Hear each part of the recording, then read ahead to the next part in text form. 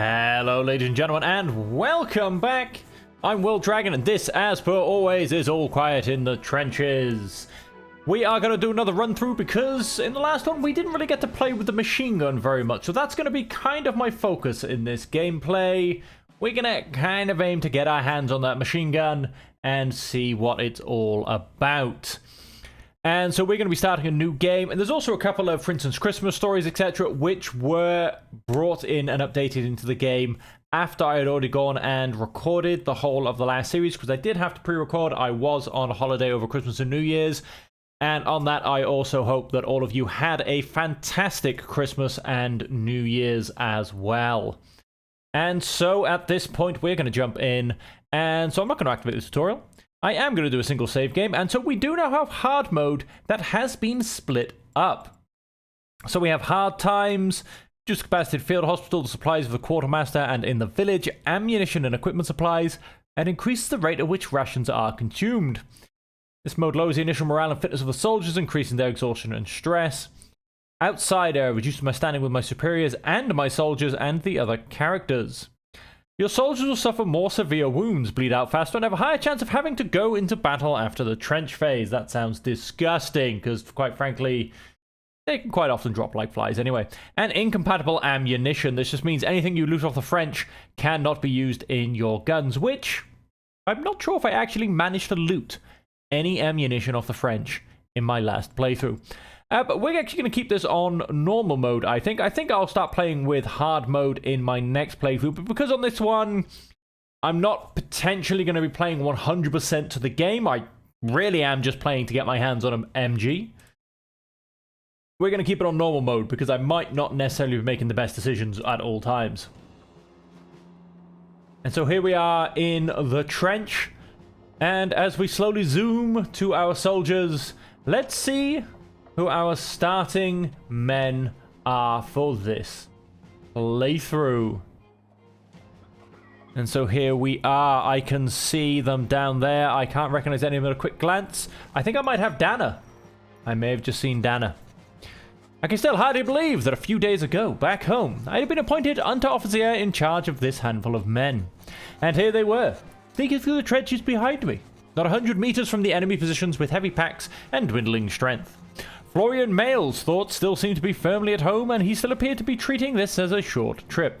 I do like Mail. He is dexterous, and he is my good old grenade thrower. Karl Menk, usually the one who gets himself killed, although, hey, he's dexterous and attentive. Great set of skills. Peter Linnick. No particularly skills, but he is physically fit, which will definitely help with exhaustion recovery and also wound recovery. And yes, Jean-Pierre Dana. He is trained in shooting and trained in melee. Great couple of skills to have. Exhausted, we finally found the dugout of Lieutenant von Karlsbruck, to whom we had been assigned. Great man. I wish I knew him in real life. He'd be my friend. There you are, Herr Unteroffizier, he greeted me. You seem to have taken your time. Surely you are fit enough to start work straight away.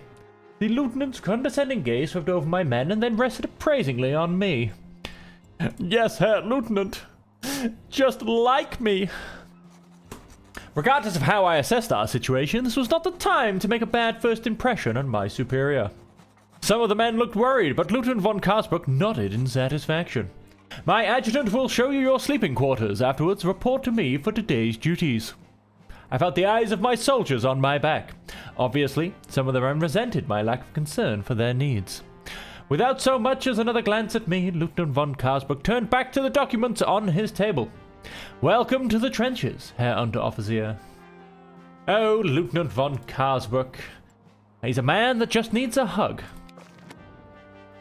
And so here we have them, and we have Menk here. Herr Unteroffizier, we only have the rations left that we took with us. Where are we supposed to get something to eat around here? Don't you worry, Menk. I'll find you some food. And so someone just wants to talk. I've assigned your group to Night Watch. Assign a few men to it. I suggest you send the rest to the supply depot, where you'll get provisions for the next few days. Okay then, fetch rations. Oh wait, Night Watch. No particular positives for this one. Completely by the book and completely by the book. Bang and a bang. Let's go for the by the bookers. And so fetching the rations will be these two. Let's hit next turn.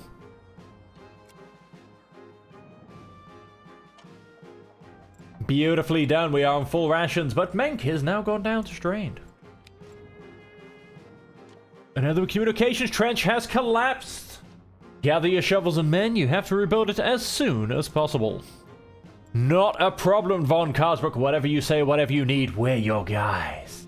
We're going to go for these three guys who are not quite as tired as Menk. Next turn.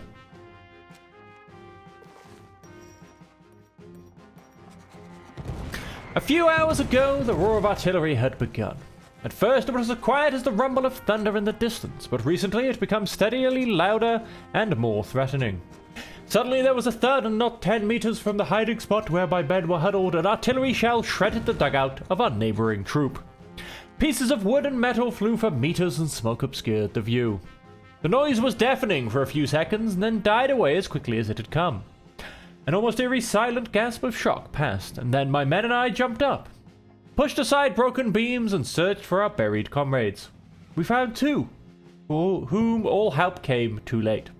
A third, however, we could still hear panting. He was lying with his upper body trapped under fallen beams. His face was distorted with pain, and he was barely conscious.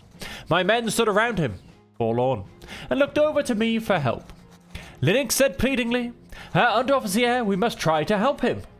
Together we lifted the beam from his chest, and only now saw the full extent of the damage. His chest looked crushed and his hip strangely twisted. A long splinter protruded from his abdomen and his shirt was soaked in blood. Menk shook his head. He's beyond help. A mercy killing will save him and us both misery. Get a stretcher. I never leave this guy behind. I have actually managed to save him once or twice. And so we'll see what we can do. Get a stretcher, I ordered Linux and Menk. First, I wanted to get him out of this wreckage and then decide whether I would expose my men to the danger of carrying him to the military hospital. There, the nurses could determine whether and how to help him. Okay, and Von Carsbrook is going to have something. He needs somebody to send a message back to the command post immediately. Looks like the French are planning an attack and we urgently need more men. So, for this, we're going to send our two guys who are big and strong and rough and tough. And for this, we're going to go for this guy who's very pragmatic, and let's see what he does. Simply because he is tired and not strained. Oh, we have something else. The advanced emplacement has been destroyed by artillery. Well, that's lovely. So, let's go to the next. Oh, let's go to the next turn, but it looks like Mail has become shaken. He is shaken by what he has recently seen. And who can blame the guy? So, did he make it? We did it! We got the wounded man to the field hospital quickly enough. The doctor says he will survive his wounds. I'm very glad we tried. At least we were able to spare one family the grief. And he's relieved. Everybody is relieved. Morale improves. All the more important are the moments of relief. Shelling has increased. Ammunition has gone down slightly. How are my rations? Still on full. Let's hide all. Let's hit next turn. And I believe we are expecting an attack. For the past day, my men and I have been sitting tightly packed in our bunker while the French artillery rained down salvo after salvo of death and destruction on us. During the hard work of our first days in the trenches, I had hardly found a quiet minute to have a personal conversation with my men. So now they were sitting next to me, tense and still mostly strangers. I fervently hoped that they would survive the shelling unscathed. The silence between us was in sharp contrast to the constant droning outside. When, after hours, the firing suddenly stopped, a sigh of relief went through the ranks of some of the young soldiers. However, that was the moment when the veterans of the other troops tensed up and began to load their rifles. A cacophony of whistles snapped us out of our stupor as well. The French were attacking. Yeah, I can't quite see what kind of soldiers they got. Are they extremely patriotic or are they not? I'm gonna say yes. With God for Kaiser and Vaterland. I shouted and charged into the trenches. Others joined in my battle cry, and together we roared against the cries of the oncoming French. Ooh, high prestige. Very nice. Okay, there we are. Let's go into the next level, which is our first little tutorial battle. We don't have to do any fighting. We just have to collect some ammunition and get the hell out of Dodge. And so here we are, going into our first battle. We do have Menk, who is attentive, which will help us find a good bit of loot. The enemy has superior numbers. We may have to soon retreat from these trenches. Under Officer, you and your greenhorns are to collect and evacuate all the ammunition you can find. If we're to lose this trench, at least we won't lose our equipment. Of course, very similar to pretty much actually the ending battle in All Quiet on the Western Front, where they actually end up retreating and they're told to simply grab the ammunition and run. Of course, in All Quiet on the Western Front, they're also being attacked by tanks and flamethrowers, which thankfully we are not. So, we're not going to worry about firing on... let's fire... Yeah, sure, let's fire on sight. Maybe we can hold back the French just a little bit more than we would otherwise do. After this, we are simply going to be running like crazy. Oh! In comes a grenade. The French are that close already.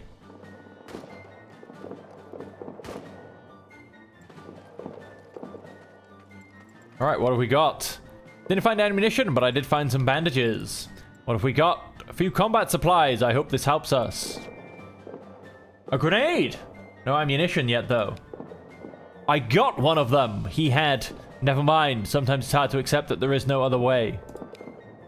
He got one of them. Good shooting. Tex. Who did you shoot?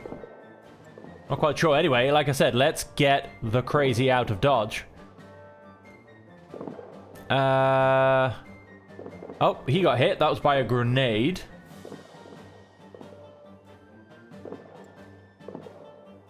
I almost always go to my left. So this time... I mean, should I really change a winning formula? Because it always works, so... Low danger, very low danger. Do you know what? Yeah, let's change a winning formula. Because why wouldn't you? I mean, you know, on every single one of my playthroughs, which, you know, most of you will have seen, and there's been so many of them, we always go to one side. And sorry, I also keep tapping my mic with my headphones. Kind of leaning in, you know, to get close and personal. Because this is, hey, this is the kind of game, you know, there's feelings involved, folks. There are feelings involved. We are not being flanked. We could, of course, go and flank somebody, but we're not going to go and do that. We are going to leave this guy to get some supplies, and, you know, in fact, we're going to run all the way back down to here. And then we're going to meet him back in the middle, I think.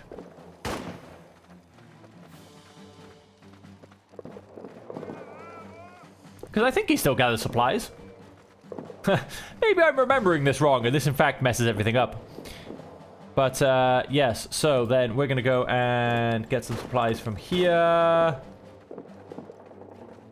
Let's keep turning my camera. And then what I'm actually going to do is tactically move to here.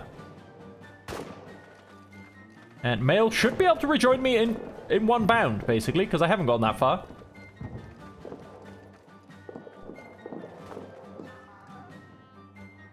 Come on, mate. Get back here before the French get you.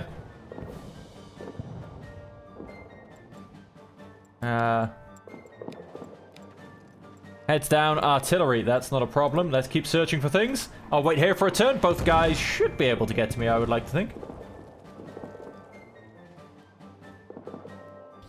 French, yeah, they're gonna try and come through this way, I think. Here comes Mank.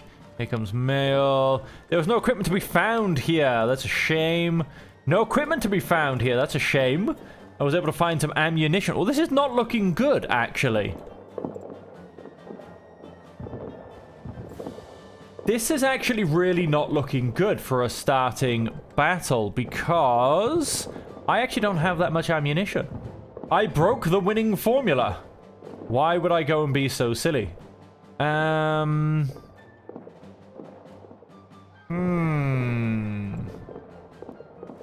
Where can we go? Let's hop all the way over here.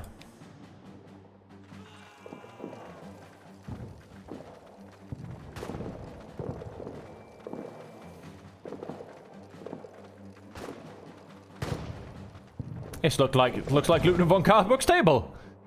Quick, guys, grab his cup of coffee. He'll appreciate me bringing that back to him. I should earn double brownie points for that. So that is, yeah, that's one of my German squads. We got French squad out there. So this whole left side of the trench is pretty good. Soldiers, we're falling back. I can't actually see any ammunition anywhere whatsoever. Oh, hang on. Oh, there might be some in there with the dead soldier. Oh, and there might be some by here with the dead soldier too. Let's retreat to there and see if we can find some more ammunition. Of course, there is a scripted artillery strike, which is going to land, of course, very, very close to me right now. I'm hoping it actually happens this turn, because I'm going to be here for a turn anyway, so... And, yes, it is. We should provide cover for our comrades. Is there anything else? Damn artillery. Mail must have taken a hit. There goes Mail. Love it. You're going to keep looking for the dead soldier. First aid for Mail. Yeah, that's a little bit annoying. I'll stick you on it for now. And let's search a dead soldier. Wow, it's a French dead soldier. How long's he been lying here for? He's a bit far forward. Oh, we got some bullets pinging my way. He has some ammunition that we can use.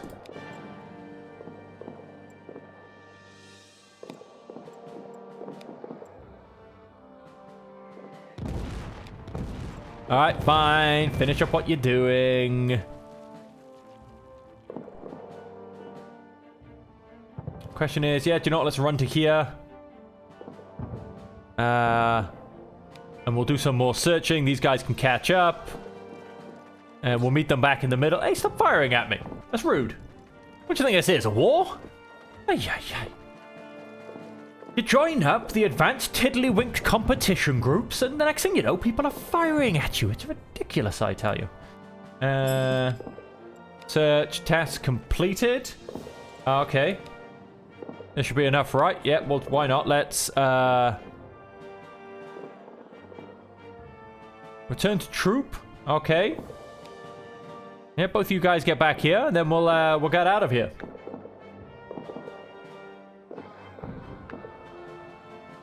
We've got... I can't see any French too close, so I should be okay. I mean, we've got some Germans here helping us out. Holding back the blue tide.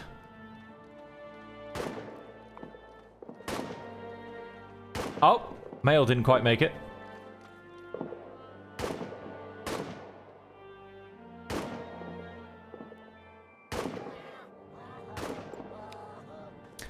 I found a few bullets and a hand grenade. I took everything he still had on him.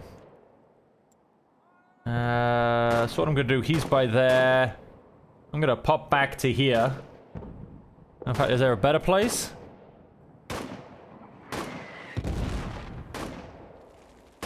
Moderate danger, low danger. So do you know, yeah, let's just pop back to here. He should be able to catch up, I would like to think. That's why I only did a small move, so he could rejoin us. I mean, he shouldn't be in any danger of being captured or anything. He's far away from everybody. And the closest guys are probably these guys on the right. No! You behave. I love it how it lands right on top of him, but it doesn't actually do anything. Is he coming back? He is coming back. He is back. A few splinters got me. I think no, hardly any blood. I can carry... Wow, he is actually in quite bad way. I'm hit, but it doesn't hurt that much. Oh, wow. Is he... No, he's got a light wound. Well, let's get out of here. And we're going to end up with someone in the hospital, which is not the best start, if I'm perfectly honest.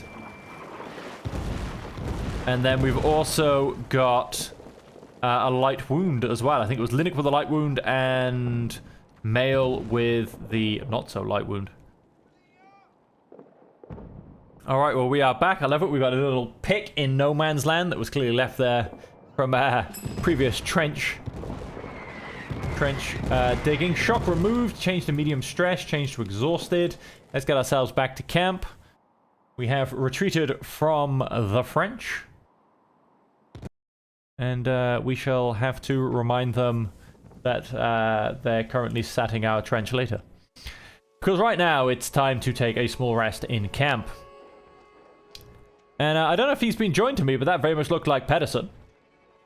That is Pedersen. Look at that. There he is. That is definitely Pedersen joining me. I'm quite happy with that too.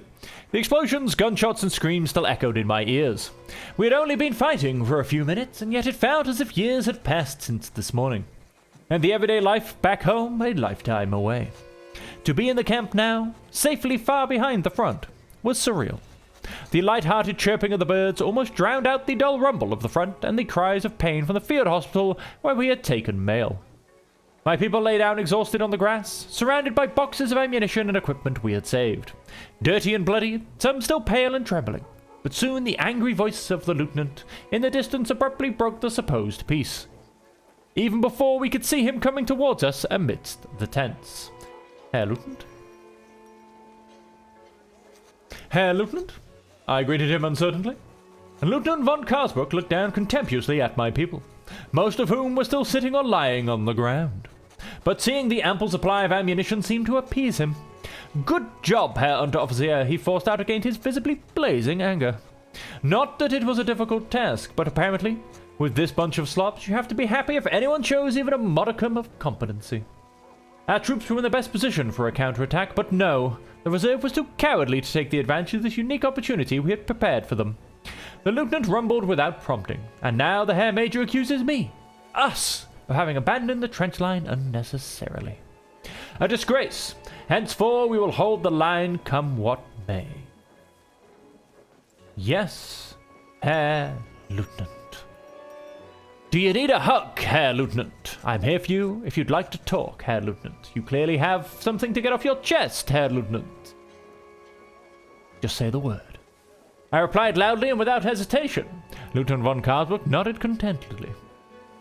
Set up camp, Herr Unteroffizier. Sooner or later will we get our chance to pay back the French.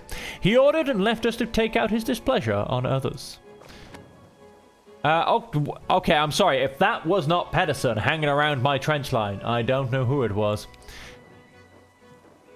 Nurse Elizabeth. I'm Sister Elizabeth Ritter. I organize our small field hospital. The lieutenant can throw a fit about losing the trench line all he wants, but I'm content with not being overburdened and nobody dying under my care. Agree. I would like all my boys to make it. That's the only thing I care about. What do you want? Yes, we don't have any rations. Hey, let's get some rations. Hey, we have rations. Okay. So, yeah, all three guys on setting up camp. Let's hit double rations for a turn. And I think everything's looking pretty good. I mean, we're in a good mood. We're on exceptional prestige. I love that. Low food supplies have been removed. He is exhausted, which is not great. Good recovery has been added for both of my soldiers, though. So let's hit next turn. And let's see what happens in the interim. We should get a story in round 1, I would think. Dana had settled in effortlessly in many regards. As a professional soldier, many things came very easily to him that other soldiers had difficulties with. He had even become a kind of mentor to some of his comrades, whom he could help out with his wealth of experience. However, word had already got around that he was an Alsatian, basically a Frenchman, as some people put it, even in his presence. One evening he stood in front of my tent and asked for a word. Herr Unteroffizier, my origin is my origin a problem for you? He asked straightforwardly, in his somewhat peculiar Alsatian dialect. Not in the slightest. Dana nodded contentedly and looked relieved.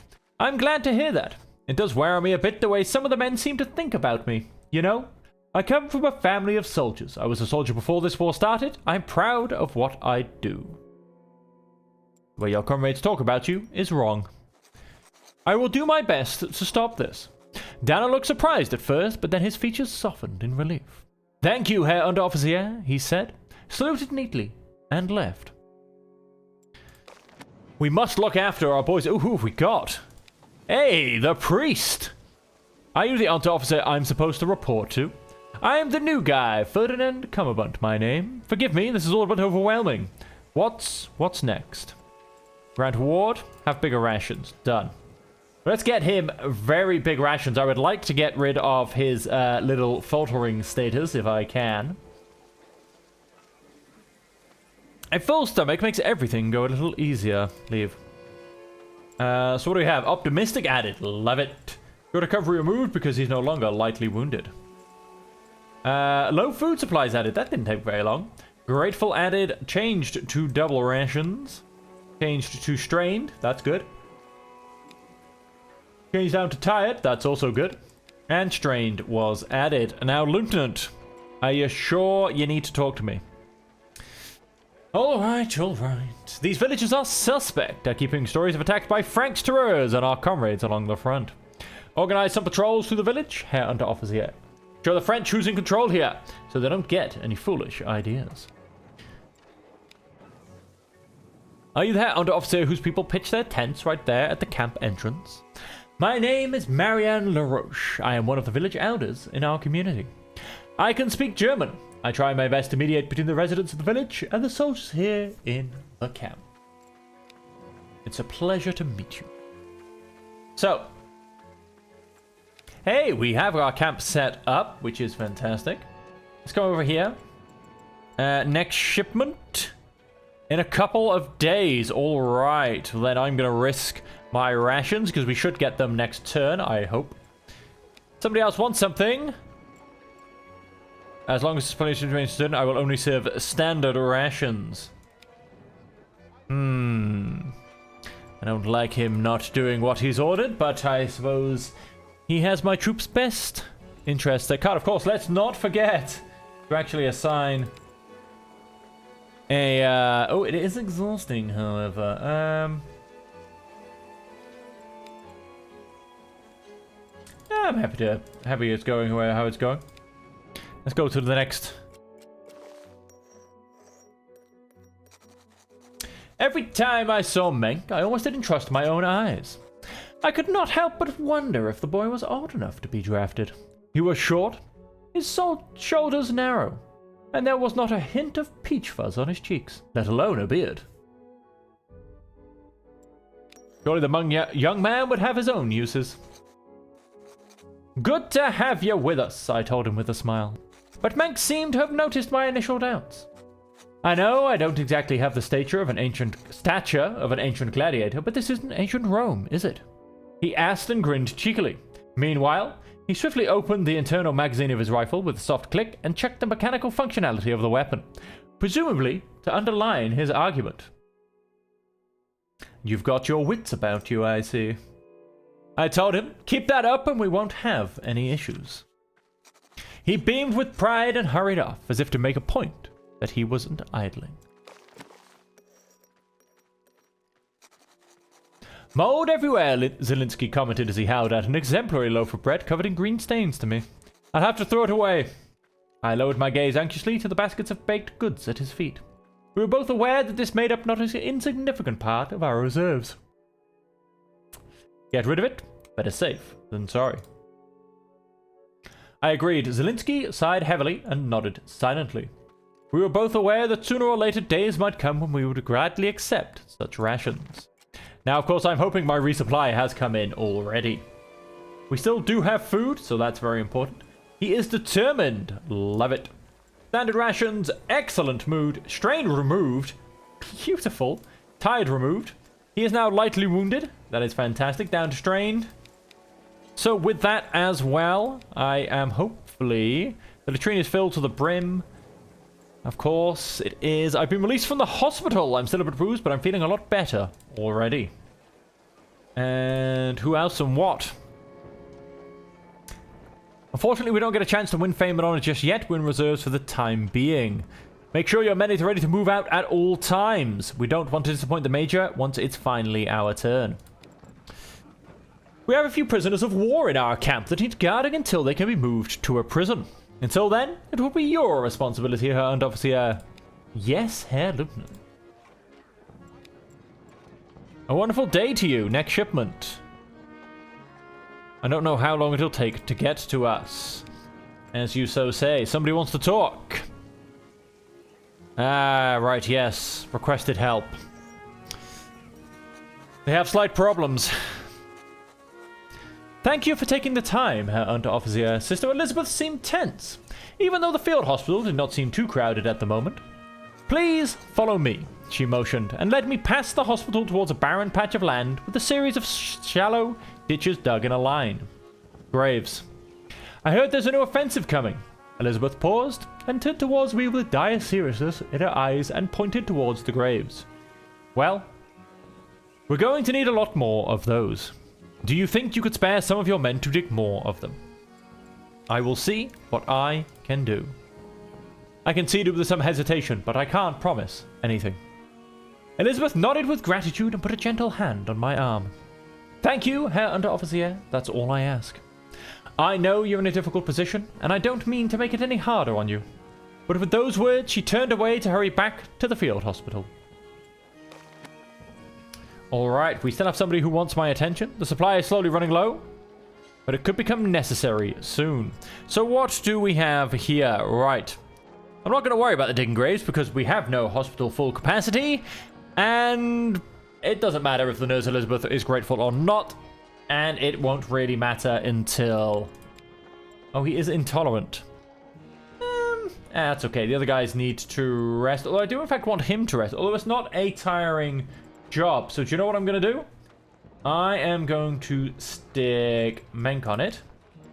And then what I'm going to go and do is I'm going to... Oh, wait, we also have a full latrine. That's going to be a problem. That is a sucky job. We're going to go and stick you on that. Guard the captives. We're going to make you. And then we're going to come and grab...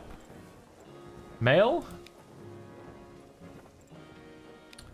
Bigger rations, and I'm hoping it's at least 3, although I hope maybe not. Bigger rations, leave.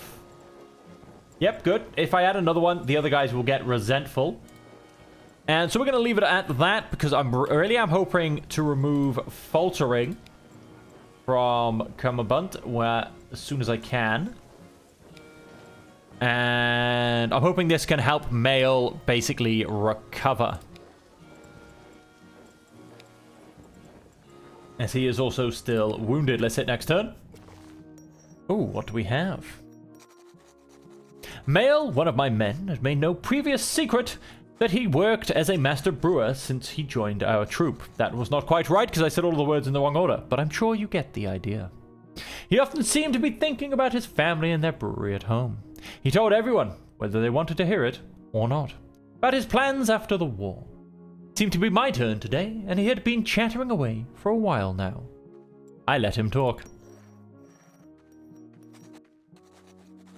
We probably helped and took his mind off things. No harm in holding on to the hope that he would soon be able to return to his normal life, I thought to myself. When some of his comrades joined the conversation, I took my leave and returned to my own tasks.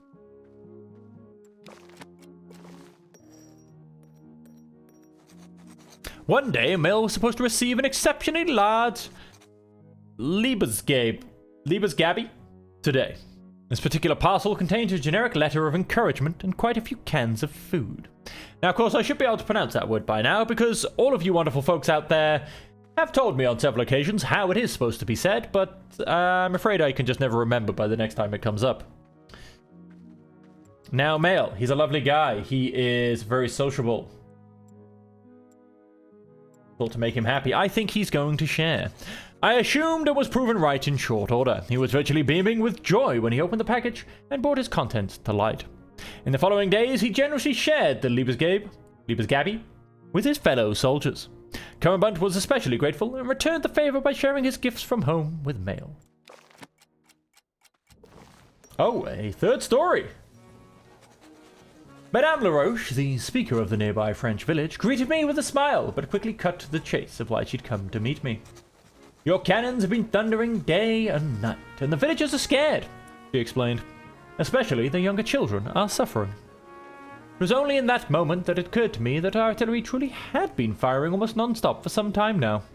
Of course, the distant if constant grumbling paled in comparison to the actual impacts we faced on the battlefield, and I had long learned to put the noise out of my mind. Or perhaps my hearing had just gotten that bad. Do you perhaps know how long this will continue? Madame Laroche asked carefully. How dare she try and gain military secrets out of me? This crafty old lady. Until the Major decides it's been enough. I commented with a shock. After all, we all had to live with the noise just like they did. And no one bothered to notify us about these things. I get one order and one order only. Hurry up and wait. Madame Laroche frowned at my dismissive reply. Let's hope that time will come soon, she sighed before casting a sharp glance over in the direction of the battery and adding, for the sake of our husbands and sons on the other side as well. With that, she said her brief goodbyes, turned, and walked away. Oh, he is, of course, he's nauseated. He's just been digging out the latrines. Pub visit has been added. Good news has been added. Well rested has been added. Double rations. Change down to tired. Low supply stock has been added. We still haven't been resupplied. Let's hope it won't take too long. Because now even the quality of the rations is suffering from the current supply bottlenecks. Yes. Who else wants what? Expand the rear trenches. Now, why would I possibly let the artillery or the snipers dissuade me? Who values their lives these days? I mean, hey, we all grow on trees. Oh, somebody else wants something too. There's a pub in the village. I'd like to visit with your permission. Right then. We are in exceptional prestige. Ask for a favor. Ask for a break.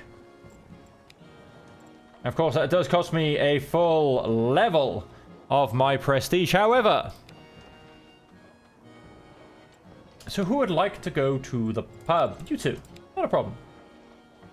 Not a problem at all. Trade provisions. We are going to make that a clinic job. Trip to the pub. You guys can go too. It decreases shaken and dejected. I don't think you're nauseated. He is shaken. Cool. So that got rid of that off mail. So that'll be fantastic. And let us come back here and once again give my favorite guy some bigger rations, because once again I do want him to lose faltering as soon as possible. Let's feed him up and fatten him out.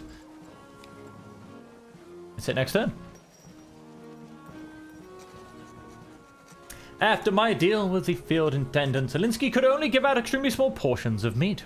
While the rations were being distributed, some of the men grumbled discontentedly about the situation. I explained the trade I made to them. Less meat for us in exchange for more other rations that would nourish us longer. It took some time to calm them down, but eventually the men accepted my explanation. Some nodded in agreement, others seemed rather sniveling, but no one showed any resentment. I'm still waiting to see who my sixth soldier is. Oh, and what do we have? Linnet came hurrying toward me, clearly upset and with blood-stained uniform. Under Officer, have you seen the sorry state of the field hospital? He asked, visibly aghast. I just helped carry one of the wounded who couldn't make it on his own to the field hospital. The injured are everywhere and the beds are overflowing already. The nurses just told me to drop him off wherever, that they had no time to tend to him anyhow. I'd known, with the intense fighting of the last few days, that a lot of injured were passing through our camp. But to think that the state of the field hospital had already gotten so bad. Is there nothing to be done? The soldier pleaded with me. I will look into it. I announced and tried to temper his drive a bit. The last thing the people at the field hospital need right now is more chaos and disorganized helpers getting in their way. Linnet nodded and began to nervously walk up and down the camp. I should probably talk to Elizabeth soon to see if we could help. Do I have my sixth soldier yet? Good weather has been added. Standard rations.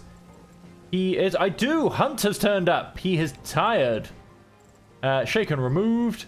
Relief removed. That's a bit annoying. Tired removed. Standard rations. Grateful. Well rested added. Good recovery removed because he's also now hospital overburdened. Sunny. He is still faltering. Hey, who are you? Welcome. Where's the guy? Here he is. Hunt. And he is also physically fit. So I've got quite a few physically fit guys. I am kind of lacking too much, not diversion, thingy in terms of skills. I don't have too many different skills. I've got a lot of strong guys. I've got a couple of dexterous, one with good eyes. And Dana does really help with his trained in shooting and melee. But, yeah, I'd have happily swapped Hunt for maybe Fram with his first aid. Maybe even... Ooh, I want to say someone I think is maybe Smithbauer, who's also trained in shooting. What do we got? Supply is running low. Supplies, finally, we almost ran out. I'm confused. Is supply running low, or...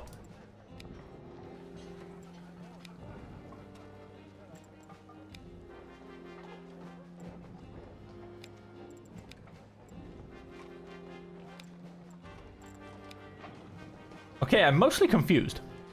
And a possible chance to help out in the field hospital. Current workload, offer assistance, accept, and leave. Okay. It impacts people's mood. So what do we got? What do we got? Let's go Dana. And let's go male. Let's go find Cumberbunt. Will you simply eat your fill? And, belonging added. Love it. And, stop being faltering, please. I don't know how much food I have to force feed him, but, the skinny lad needs bulking up. That's all I'm gonna say. Lieutenant von Karlsbruck had just finished one of his inspections of our camp and was on his way to the next troop when Mail came up to me. He made sure that the lieutenant was no longer within earshot when he nudged me with his elbow and gave me a crooked grin. How can you stay so serious when he's around? Why so serious? I couldn't do that. Such a posh aristocrat with his detached ideas of how things should be. He began to imitate one of the lieutenant's speeches about the importance of preserving the shine of our uniform buttons, and then interrupted himself with an amused snort. Now, to be fair to Mail, you don't want shiny buttons too much, because they'll be seen by the enemy, and then they're more likely to try and shoot you. I guess that's his way of trying to get a medal for brilliance. Mail laughed and added, it's not like he cares why he gets a medal, as long as he can show off at home without actually doing anything himself. We mocked the lieutenant a little longer before we went back to our duties. I mean, once again, the guy just needs a hug. That's all it's about. All gone, sighed the man on the other side of the table, taking the last sip of liquor. He was also an under-officier whose group was camped next to ours, and our men often spent their free time together. A rat infestation had destroyed the group's food stash almost completely. I know you have to look out for yourselves too, but... He visibly struggled to get the next sentence out. Could you and your group perhaps give us some supplies? A difficult question. Our own food supply was also running low at the moment. I will see what we can spare. Infinite relief was written on his face and posture, even though shame was still visibly weighing on him. He thanked me with few words, but noticeably from the bottom of his heart, and promised to repay me appropriately for this generous act in the future. I always do this, especially if it turns up early, because early's usually okay. Early you can usually, you've usually got some things to play with. Change to meager rations. Why are we down to meager rations? I never told you to do that. Standard rations. Shaken added. Why did you get shaken? That's a bit odd. Strained removed. Well rested. Ah, of course, yes, he helped in there. Hospital burden determined. Hunt. Don't tell me. The latrine is full. Yes, as I was saying, I always help out with that at the beginning because things get harder later on, and he quite often returns the favor. And so do that early when it's easy, and get it paid back when it's hard. We're going to battle soon. About time. When are we going to battle? Next turn. Okay. Wonderful day. Next shipment. Alright. Leave. We are low on food supplies. We do have a latrine to dig out. Zelensky. But it's empty to the last speck. Sadly, it wasn't particularly full from the start.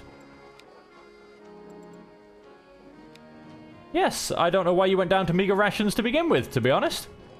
That was never your orders. And... oh, wait, yes, latrine duty.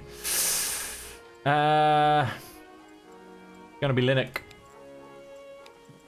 That's it, next turn.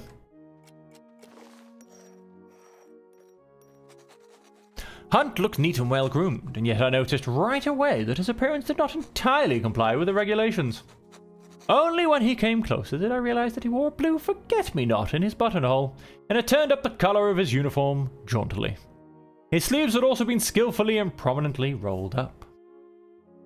You look fancy. Hunt was pleased. Yes, I have a flair for the aesthetics, he declared. When the war is over, I'll make films that capture the beauty of this world. Hopefully he still believes the world has beauty by the time the war is over. It was at this moment that Hunt really came to life. He talked about the budding film industry that was just beginning to flourish and how he had gained a foothold in it. At first I only operated the projector in the cinema, but then the owner of the cinema, who also owns a film production company, started using me more and more for all kinds of work. He never stopped talking and I listened attentively until we were interrupted. We were preparing for the imminent operation a few days from now. The mood was tense enough, but it seemed to weigh particularly hard on Cummerbund. When he had heard of our upcoming deployment, he turned pale, and fear had not left his eyes since. Is everything all right? I asked him carefully. Perhaps there was some way to help him handle the situation. He looked up and sighed deeply. To be honest, no, Herr Unteroffizier. The thought of going to battle and possibly never returning. He gulped and lowered his gaze. I nodded. Every soldier knew this fear. The thought of going to battle and possibly never returning. I think they've gone and corrected that. That sounds correct to me now. That was always a little bit weird. The thought of going to battle and possibly never return, or possibly going to battle and possibly never returning. Yes. Yes, I think they've gone and corrected that. That's fantastic. I love it. I love it, love it, love it, love it so much. Even on the small details when you see the developers correcting these little things. It just makes me so happy. Let me see. He is somewhat patriotic. He is fairly sociable. Just do your duty as a German soldier. I won't disappoint you, neither you nor the Vaterland, he promised me fervently. The thought seemed to offer him some comfort, and with a content nod, I went on my way.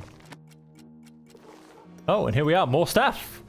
Men, tomorrow we march to battle, announced Lieutenant von Karsbrook. He had summoned all his subordinate Unteroffizier to discuss the upcoming operation. The fear of what might come was clearly palpable, but most of the men did their best to cover it up with their heads held high and their chests puffed up with pride.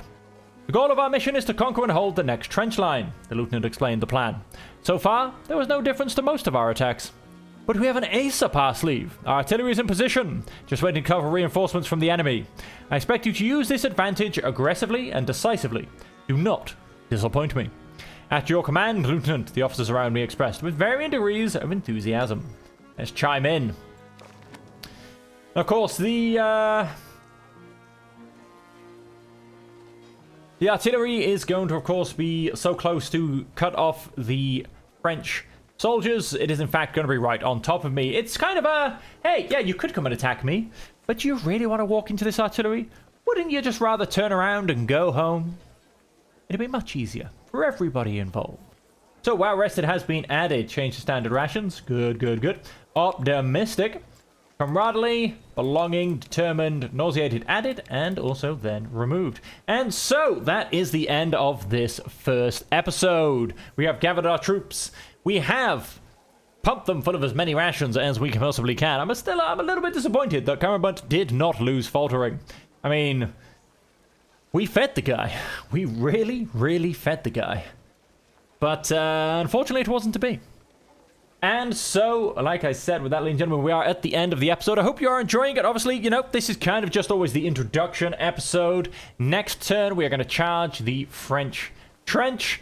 Potentially take over an MG, as I said, that is really what this playthrough is all about. Playing with those MGs wherever we can find them. And so, until that point, ladies and gentlemen, thank you all very much for joining me as always. I hope you have enjoyed it. And until we see you again, I hope that you can stay safe, happy, and healthy.